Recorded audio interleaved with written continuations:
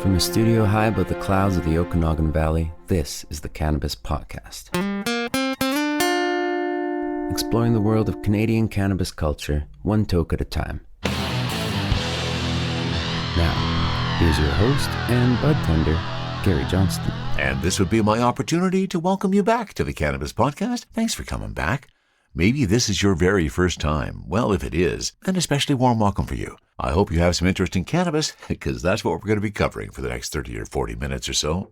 Before we get too much further, let me remind you this program is intended only for those 19 or older in your jurisdiction and is intended purely for entertainment and perhaps educational purposes.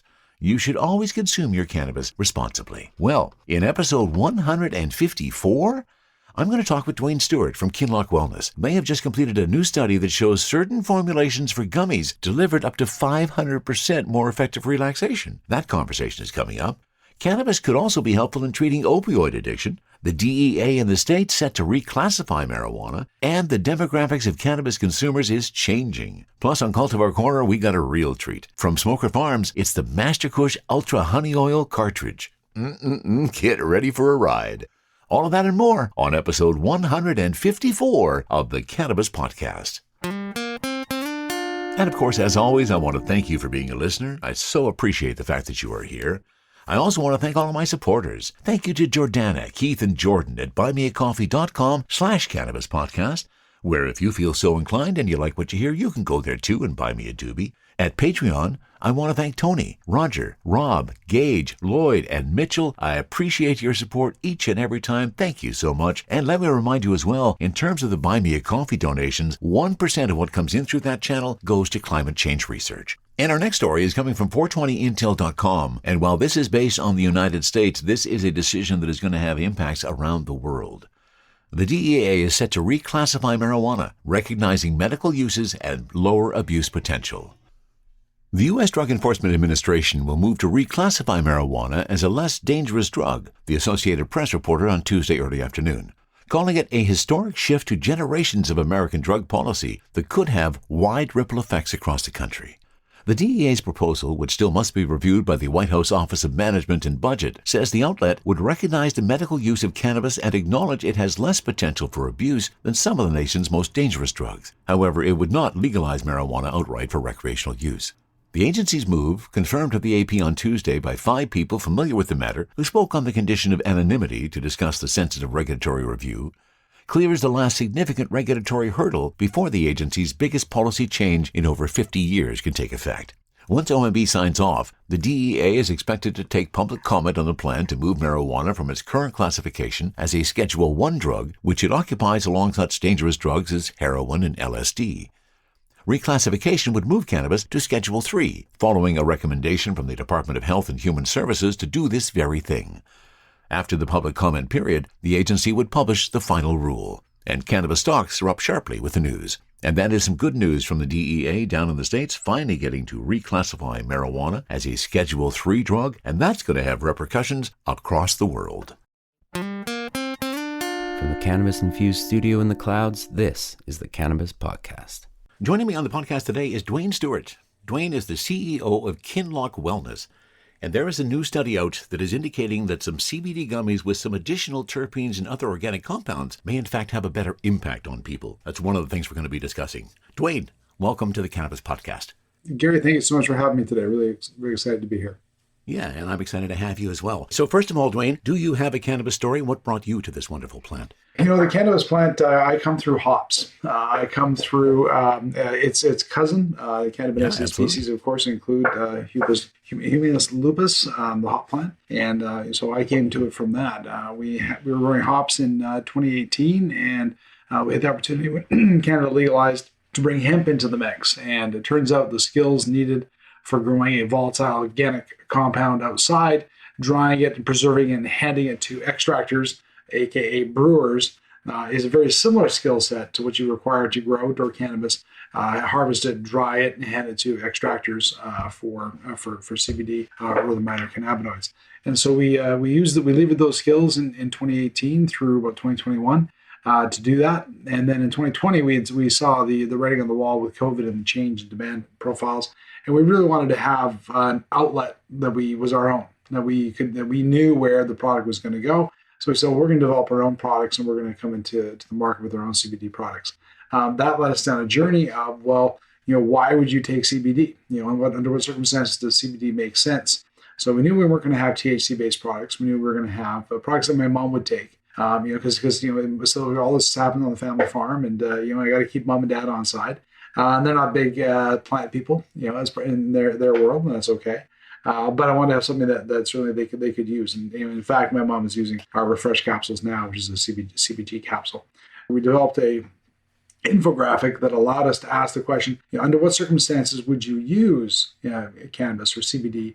CBG, CBN, and what's the use case for those? So we have on our website, you can find our wheel where we ask I questions. I want to rest better. I want to have less. I want to deal with my stress after work. My muscles and my joints are uncomfortable. These are all words that are Health Canada approved. I've not used naughty words like sleep or anxiety or pain. Shh, don't say those words out loud. Very, very cool. That's really interesting. There was something that I looked at on your news release that came out, and as you start your news release, you call yourselves a pioneer in non-psychoactive plant-based health and wellness products. You want to talk about that? The mood-altering state that you get from other minor cannabinoids doesn't have to be determined as psychoactive. It doesn't impair judgment. Like when you get into judgment impairment, you get into I immediately go to, can I drive a car? And when I take 20 or 30 milligrams of THC, I am not qualified to drive a car. My own tolerance level, that's a number for me. When I'm done, I'm out for sure. And if I have a bottle of wine, I am legally not qualified to drive a car, and that's appropriate, and I support that. With CBD, you can take 30 or 50 milligrams of CBD, and you're just going to chill. You're going to have, your body is going to have a reactive experience, but it's not going to be psychoactive in the sense that it's going to control your psychology. I'm not a doctor, okay? So let's not pretend you're going to get a medical thesis out of me. But the impact of the minor cannabinoids is not the same as the impact of THC. Of course, the restrictive rules around THC limits, also play a role. The limits on THC, if they go up, I may be less concerned. But right now, I can't have more than 10 milligrams of THC in a package, let alone an individual consumable item. My CBN gummies are 10 milligrams per gummy. And I have 30 of them in a pack, so I have 300 milligrams of CBN. Well, that's the kind of product that Health Canada is targeting, and it's incredibly efficient for our fans, the people that enjoy our products, because they are getting enough to do a job. They're getting enough CBN to have an effect. And when it comes to CBN versus THC versus CBD, I really like the combination of CBD and CBN because I tend not to wake up with a hangover. I tend not to be fuzzy in the morning. If I take 10 and 10 of THC and CBN, I tend to wake up a little bit foggy till noon. Whereas the CBD tends to clean it up. And as we know, CBD is almost an antidote to THC. It's going to act on that CB1, CB2 receptor in a way that's going to help. A balanced THC product is often better for people that certainly have lower limits because you get that moderating effect of CBD, just like you find in the plant. The cannabis plant is going to have a balance of CBN and THC. Obviously, we've bred it out, so you have that giant difference. But having the ability to have a more balanced CBN product, for me, that's in our CBZ line. And by the way, we called it CBZ. It's not a new cannabinoid. It's a little trademark beside that. I wanted it to be CBZZZ. I wanted it to be CBZZZ. But Health Canada was like, no, that sounds too much like sleep. And I said, okay, well, how about CBZZ? And they said, no, nice try. So I said, how about CBZ? And they were like, nothing. So they've let me get away with just having one Z in it. And by the way, I flip between Z and Z all the time. I never know who wants to hear what. But I do get phone calls and say, hey, is this a new cannabinoid? I'm like, no, it is not a new cannabinoid. It is 100% a trademark. We're trying to play on the sleep concept. There's a product that we compete with called Night Night. Great product. Very obviously, it's designed for sleep. I don't know why Health Canada doesn't complain about that one, but I'll let them have that. That's a whole other debate as to how far you can go down one certain path, as you have deftly done, avoided the use of the word sleep in terms of your product. And I understand why you're doing that, but it's just one of the absurdities of our current industry. So give me a sense of who Kinloch is. Dwayne, what do you know about? We're a small company. Our sister company is Flow Scientific. We're one of the biggest terpene companies in Canada. We provide terpenes to the cannabis space on a daily basis. And Kinloch comes from the family farm. Kinloch is the name of the family farm. My granddad started in 1930, coming in from the Maritimes. His great-grandfather grew up in Kinloch County in Scotland, and that's where that name has kind of followed the family all through the generations. And so that's where it comes from. And the goal of our products is to provide a gateway to the plant, by using non-psychoactive, non-THC or very low THC products. In a way that answers mood states for people around the clock. Whether it's first thing in the morning, for me, my favorite is a cup of coffee and either our Serene gummies or our tincture. Those two in combination, I'm calm but alert. So that's my favorite combination. We have our Refresh gummies and capsules, which are more for rest, for recovery in that afternoon state. Elevate is our lower potency products, also more broad spectrum. That's where our CBC is going to show up at some point going forward here. But that's our lower potency CBD broad spectrum products. And then CBZ is our products that are focused on both CBN and CBD, as we talked about before. But the reason we did the study was because we kept hearing from patients and consumers that, hey, your gummies are the only ones that work for me. I mean, well, that doesn't make a lot of sense. I mean, like we have clean, good, we're Canadian products. So obviously the potency we declare is what's in there, obviously. Maybe not so obviously in other markets. I've been in other markets around the world, and that obvious word does not apply. But in Canada, I believe that somebody says they have 20 milligrams in their gummy, they have 20 milligrams in their gummy. So I wanted to know, why is it that we're getting this comment? Is it the potency? Is it the terpenes? Is it, what is going on where consumers keep saying you're the only gummy that works for me? And I assume that had mostly to do with potency. So I went to, I was approached by and who worked with Roy from Zentrilla, who does a very, very cool objective way of measuring the impact of cannabinoids on people by having them wear an EEG on their head and then having them consume the product in a very similar way through 2 different sessions. So they had people come in and take a very reputable, well-known, high-quality capsule of 50 milligrams of CBD. They then tested they got their baseline, then they tested their result over a 3-hour period. For the first 60 minutes, 60 or 90 minutes, they are static. They sit still, and then they get up and move around. They can watch TV, they can do whatever they want to do, play on their phone, to the end of 3 hours. So there's 2 sessions, 2 parts of the 3-hour session. They then come back the next week, same weeknight, same situation, same group of people, and they gave them our gummy. Again, 50 milligrams in the gummy, establish a baseline, and then see the results. And what we were really surprised at was that the impact of the gummy, the terpenes, and the other bioavailability components of that product all resulted in over a 300% impact of greater relaxation, measurable relaxation in the patients compared to the capsule. And in the female participants, we saw over 500% of efficacy, almost 5 times the impact on the female participants. And we don't know why that is. We don't know if it's BMI. We don't know if it's metabolism. We're not sure exactly why the big impact, but we had a big impact on both sets of genders, on an average more than 300% effective across the board. And so what that showed to us is that you can actually identify that, yes, the bioavailability in the gummy plus the terpenes had a significantly better impact than the capsule. The capsule actually only costs a little less than our gummies.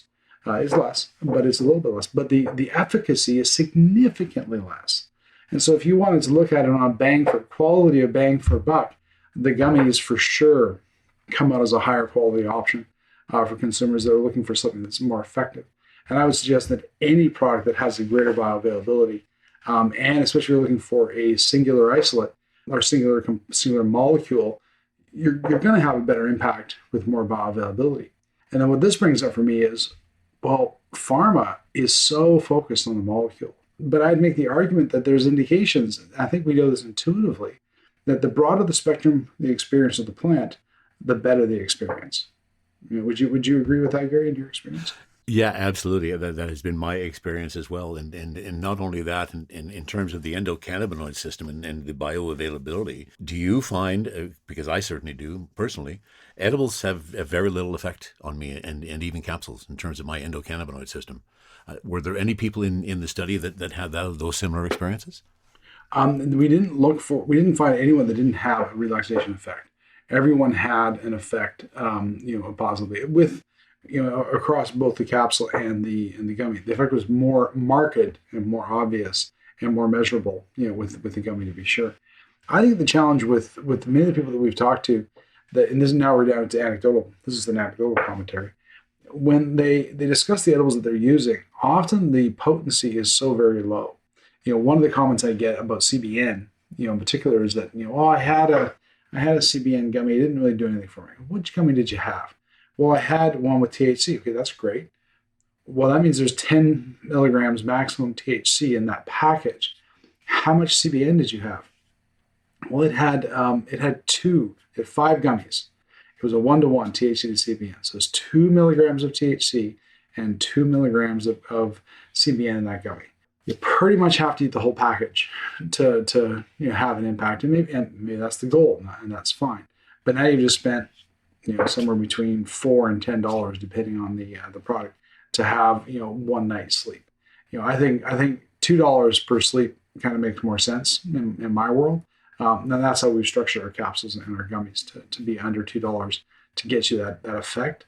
And I think that the volume that you take, especially if you're not as experienced, if you don't have a high tolerance, I do believe you still need enough to have an impact. BMI comes into play.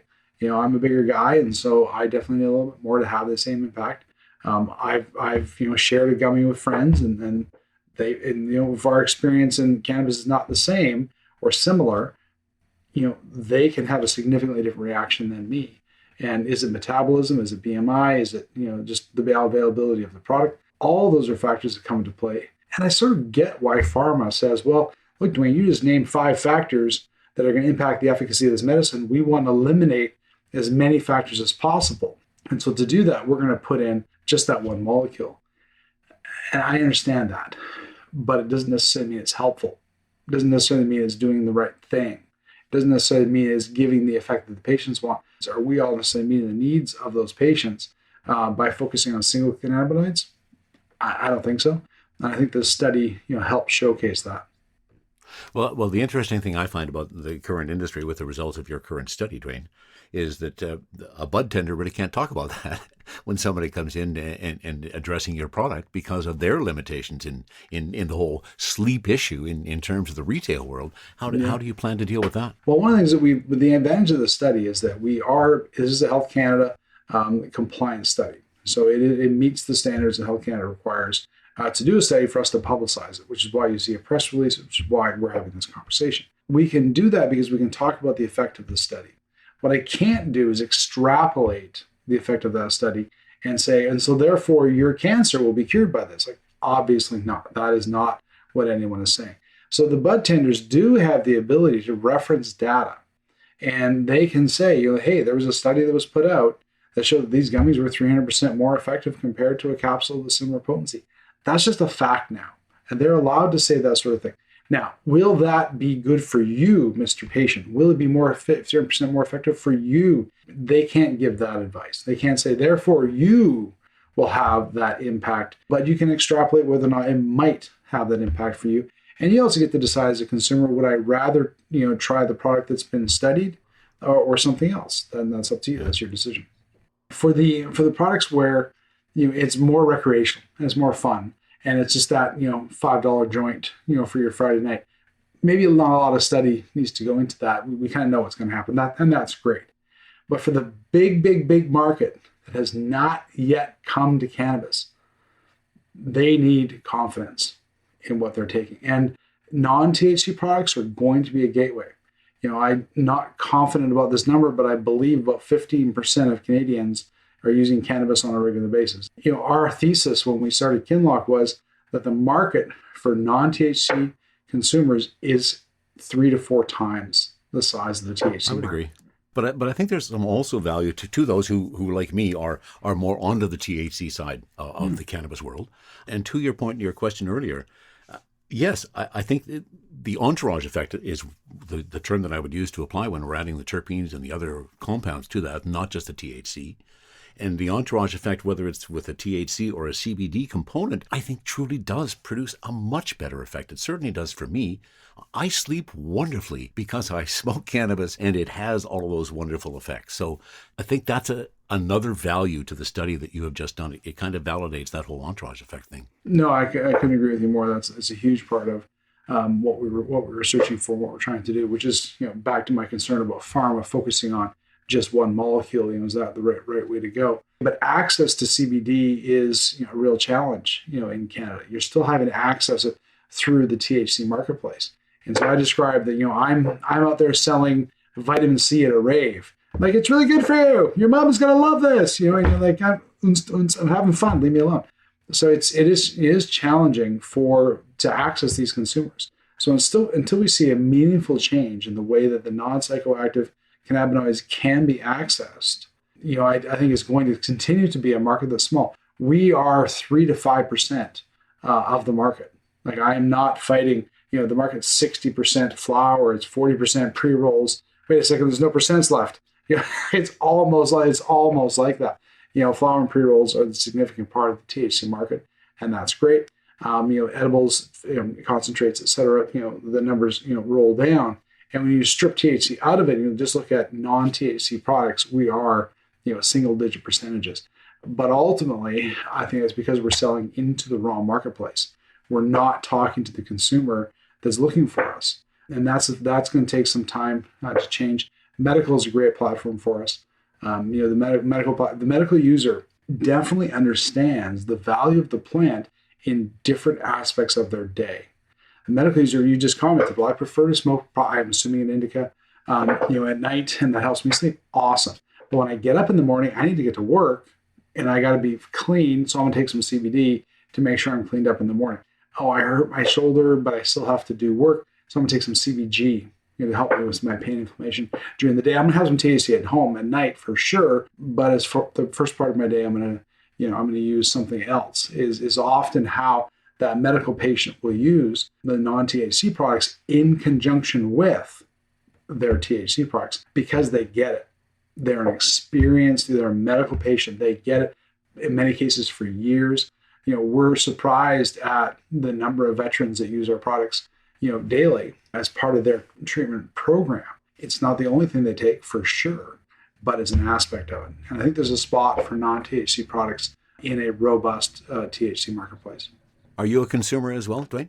Yeah, 100%. I'm my favorite THC product is a hash rosin gummy. Give me a hash gummy, and that's a nice Friday night for me. Thank you very much. My wife has been a user for quite some time. She's dealt with all sorts of medical issues, and smoking THC products really helps her in a lot of circumstances. She does use our non-THC products. Can I do a shameless plug? We just come out with this product here called a terp booster, and what this is a little blue puck that goes into flower, and what it does is it will add terpene profiles to flower. And so what she's been doing is taking her 10 packs of flower and adding her favorite flavors to it. So she's recently fallen in love with orange creamsicle. So she's adding orange creamsicle to her 10 pack of pre-rolls and just loving it. So the thing I do like about the cannabis business is innovation. So terp boosters, from Flow Scientific is an innovation that you're going to start seeing, I think, from LPs at the consumer level. It's incredibly effective. You put it into a pre-roll tube, and you can modify your pre-roll as you like. It gives you the ability to take terpenes, and just like a bartender is going to take bourbon and make you an old-fashioned, you can now take your favorite flower and add something to it to give you a different effect.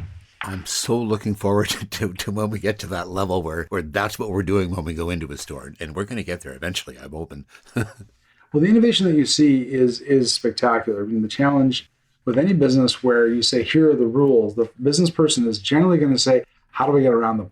Yeah. How do I serve my customer better and kind of meet the rules, but find the gray edges?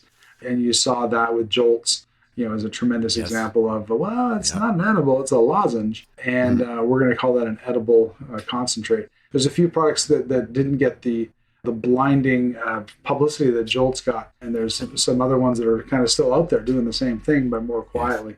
But that's a good example of innovation to get the consumer what they want. The 10 milligram THC limit is ridiculous. Well, thanks for sharing your story, Dwayne. And you guys are doing some good work out there. As I say, I'm really pleased to see this study. I hope there's going to be more, both from you and from other companies that are showing us some of the effectiveness that we all know about, but we have no factual data to back it up. Yeah, 100%. Our next study is going to be with our rapid action CBZ product. So it's we call it the H2O Rapid. You add it to your drink before bed, water or juice or tea or coffee, whatever you like. Okay. And it's highly bioavailable. It's based on technology coming from the University of Toronto. It's Canadian tech, which I like. It's a micellized cannabinoid, which is the same micellization is the same process that your body uses to absorb oil. So when you take olive oil in, your body's going to wrap it up in a micelle. It's going to help it absorb into your water-based body. And so what this product is doing for us is helping us deal with patients that have insomnia or waking issues. So if you have trouble going to bed, this will help you rest more deeply when you take it very quickly. And then if you wake in the middle of the night, I know I have this problem sometimes. I'll wake up at 2 a.m. I can't get back to sleep. This is the solution for that. It's going to be very rapid acting. We're looking forward to having that product. It's just now, it's literally being bottled today, and we'll be doing a study with that this summer. Oh, look forward to the results of that too. Excellent. Well, thanks for sharing, Dwayne, and enjoy the rest of your day. I really appreciate your time. Thank you so much. And for our next story from theounce.ca, this is special to the OZ from UBC Research.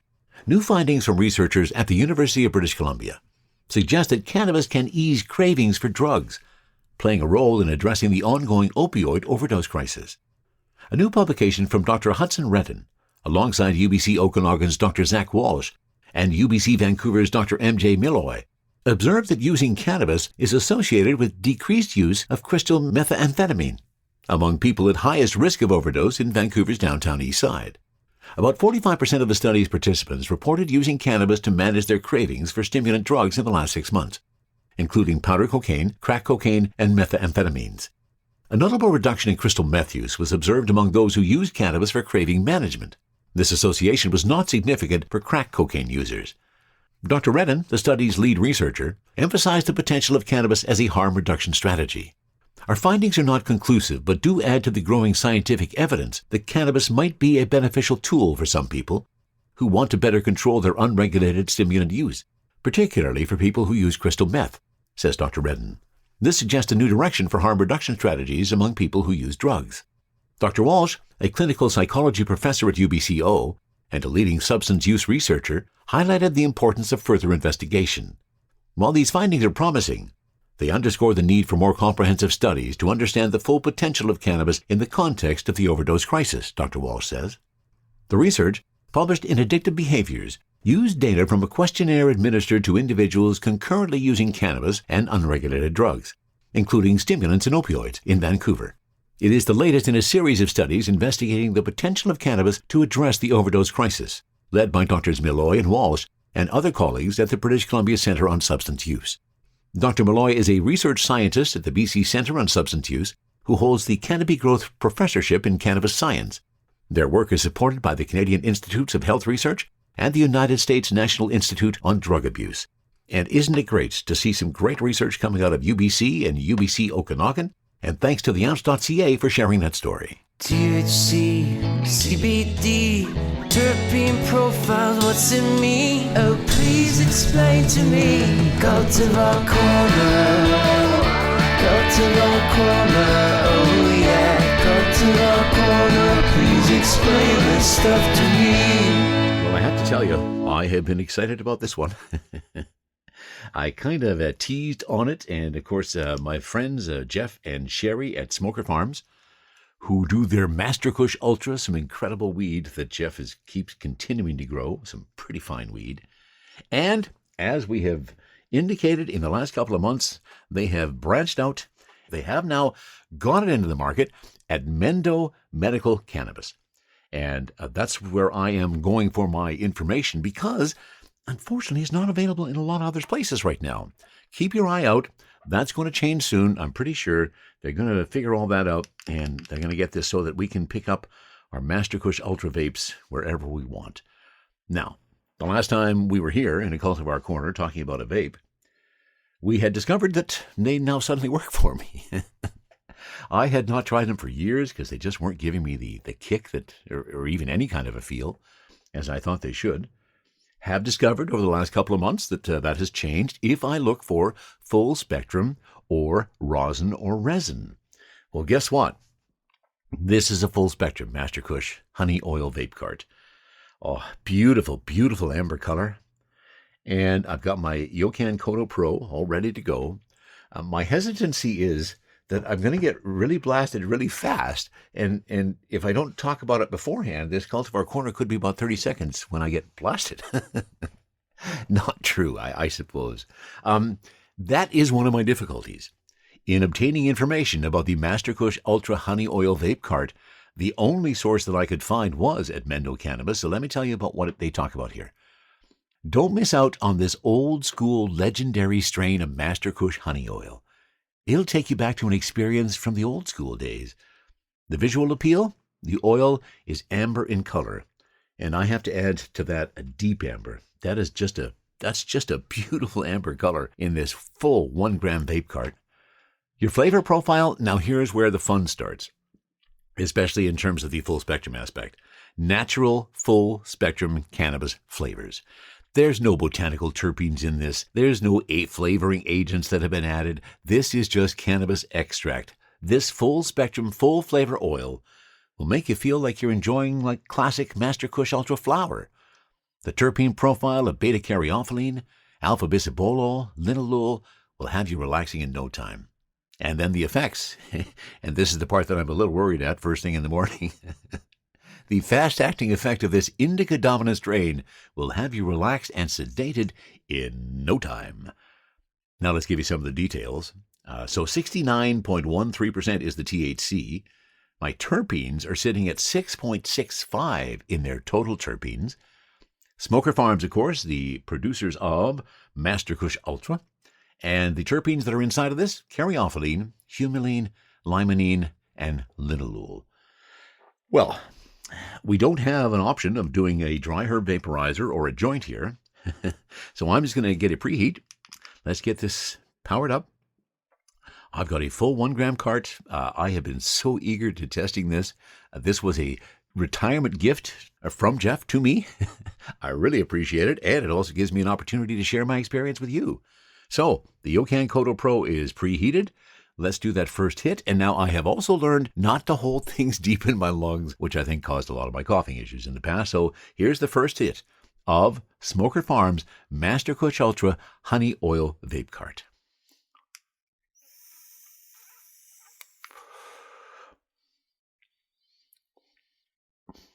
Oh, that lovely taste. They say, what's the line that they said? It's going to take you back to an experience from the old school days. And boy, is that ever true. That was a lovely little first hit. Let me do a second.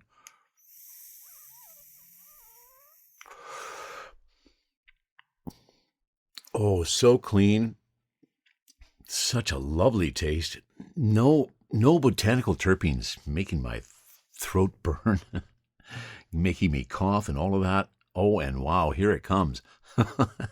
I've had 2 hits so far, and the happy eyes are there.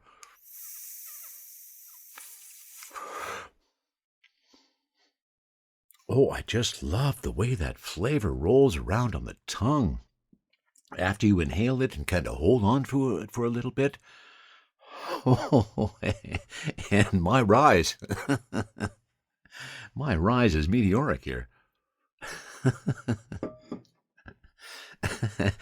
It's one thing that I unfortunately have had to learn since I have been able to now do the vape cartridges on occasion. You probably have heard me over the course of all the many Cultivar Corners that I've done over the last 6 years, where I think I use a line where, well, I'll smoke another one. A little bit more isn't going to hurt me. As I move to the vape cartridges, I have to change my behavior. I have had a couple of instances where I have just kept going on it, and I just got so wasted, not in a pleasant way, but that's not the case today. Master Kush Ultra, sweet honey oil. Boy, it tastes good.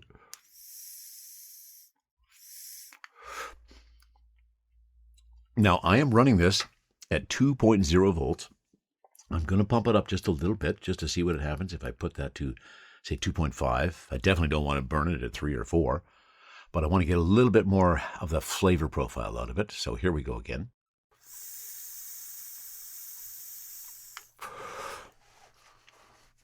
Oh, much more vapor, much more flavor, but still not too harsh. I'm glad I turned that up a little bit. I think the 2 volts was a little too low for this particular full spectrum extract. 2.5 seems to be pretty perfect. And speaking of perfect, oh, my endocannabinoid system is just racing right now. Oh, I am just giddy. It's the quick rise. So the advantage of the vapes we've already talked about, of course, is the discrepancy. The discrepancy? I might be a little buzzed. It's the discretion, which you can utilize, and I'm hoping to try that discretion at the John Fogerty concert this summer. We'll see what that goes. So again, I do want to thank Jeff and Sherry for the retirement gift of this Master Kush cart, this Master Kush beautiful honey oil. There's a post on Instagram of Jeff handing this to me underneath our magnolia tree. I just, in fact, saw that before I started recording this today. So reminded me of the fact that I am so thankful for the friendship that I had developed with Jeff and Sherry. So thankful for the product that Jeff has been growing for many, many years, continues to get better at it. And now we've got it in a vape. And I'm just baked. Let's be honest, I'm just really high right now. And so what does he do?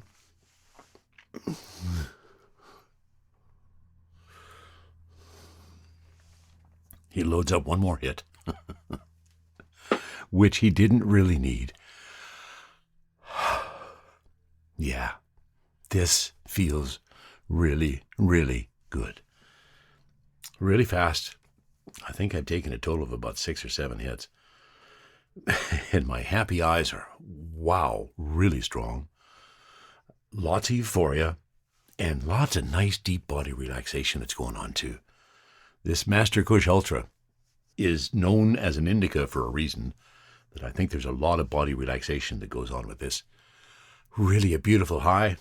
Just, I'm just enjoying myself. This is going to be a fine day, let me tell you. And it may involve popping this little cart out a couple more times and taking a few hits through the course of the day. But that's the beauty of the vaporizers. They're so quick, they're so convenient, they are so discreet, so you can sneak them in pretty well everywhere. There is a bit of an odor that comes out, but if you're smart about how you deal with that, you can deal with that too well. I am impressed. Thank you so much for the retirement gift. It is thoroughly being enjoyed, and it's going to continue to be enjoyed. Smoker Farms, Jeff and Sherry Aubin, they're doing some fine work over there, and now that they have their Master Kush Ultra available at Mendo Medical, soon to be available at other locations as well. Once they figure out all those other details, it'll be available for you to grab and to stick on the end of your battery, and you too can get buzzed from Master Kush Ultra Honey Oil Vape.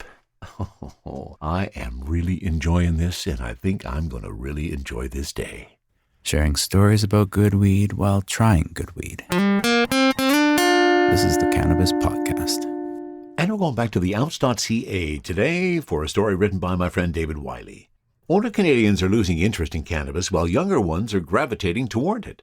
New data from Stats Canada highlights the changing trend more than 5 years after legalization of recreational cannabis. Younger Canadians are twice as likely to use cannabis than older Canadians, says StatsCan in its 2023 National Cannabis Survey. The National Department of Bean Counters says in 2023, more than 1/3 of adults aged 18 to 44 used cannabis over the 12 months. That's in contrast to 1 in 7 adults who were 45 and older. McGill University's Mark Ware, Associate Professor, Department of Family Medicine, says it's an interesting snapshot. One major question arising is how patterns are changing over time, says Ware. whose research interests include evaluating the safety and efficacy of novel approaches to pain management, such as cannabis and music. But there's a problem with the data, he says. Previous government reports present age group data differently, so it's hard to compare trends, he adds. What we need is consistent measurement of each year following legalization. Deeper questions of why people are using cannabis, and what proportion of this cannabis use may be seen as problematic are not addressed with these data, says Ware. While it is encouraging to see that 2/3 of adults are purchasing from legal channels and that safety is a driver, it would be interesting to uncover what keeps the other 1/3 in the illicit market. Ware has advised the Canadian government on medical cannabis policy since 2001, and in 2016 he served as the vice chair of the Federal Task Force on the legalization and regulation of cannabis in Canada. Across all age groups, the two most commonly used products were dried flower at 62% and edibles at slightly over 57%, says StatsCan. Several product types, vape pens and cartridges, cannabis extracts and concentrates, cannabis beverages, dried leaf or flower, and edible cannabis were more commonly used among younger cannabis consumers compared with older consumers. Older product types, cannabis topicals and oral cannabis oils, were more commonly used among older consumers than younger consumers. For cannabis consumers aged 25 years and older, dried leaf or flower products were used more commonly among men, 70%, than women at 48%. And edible cannabis products were more commonly used among women at 62% than men at 51%. These gender differences were not present for young adults aged 18 to 24 years. The majority of Canadian consumers, 7 out of 10, are buying exclusively from legal sources, citing product safety, convenience, and a desire to follow the law as the main reasons. More statistics around Canadian cannabis use and age. In 2023, more than 1/3 of adults aged 18 to 24 years, 38.4%, and 25 to 44 years at 34.5%, reported having used cannabis in the previous 12 months, compared with 15.5% of adults aged 45 years and older. About 1 in 10 adults, aged 18 to 24 years, 8.7%, and 25 to 44 years, 10.3%, reported having used cannabis daily or almost daily in the previous 12 months, compared with 4.8% of adults aged 45 years and older. Among adults aged 45 years and older, men, 6%, were more likely to use cannabis daily than women at 3.6%, while no gender differences were found for adults younger than 45 years. So some interesting statistics on the use of cannabis among young and older consumers, and thanks for that to theouse.ca. And of course, we always want to leave you with some pleasant thoughts as we finish off an episode, so here's your jokes for today. Scientists have been studying the effect of cannabis on seabirds. They've left no turn unstoned. My friend bioengineered a cannabis plant that grows large, colorful flowers. I got to see it, and I must admit, it was pretty dope. Why does the little cannabis plant spend every other week at his father's house? Because his parents have joint custody. I invested all my money on cannabis-infused beef. The stakes are high. Did you hear about the nun who was caught with cannabis sewn into her robe? She had a drug habit. And on that note, we will call it a conclusion. That brings us to the end of episode 154 of the Cannabis Podcast. From the Cannabis Infused Studio, high above the Okanagan Valley, this was the Cannabis Podcast.